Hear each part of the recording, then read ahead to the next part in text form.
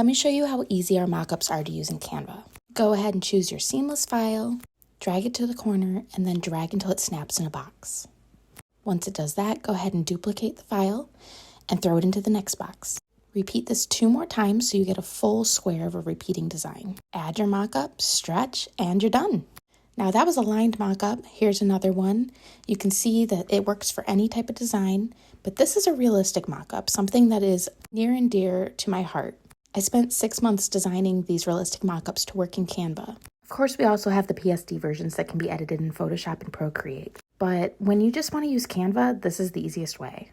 I'm also showing you here how to make your print design even smaller. Just go ahead and stick your 4 seamless files together. Make sure to group them and duplicate just as you did before. Canva sometimes has an issue where you'll see lines in the seamless file. I usually correct that by matching the background color. And there you have it, a realistic mockup in Canva, nice and easy. Remember, if you want the PSD, just email me.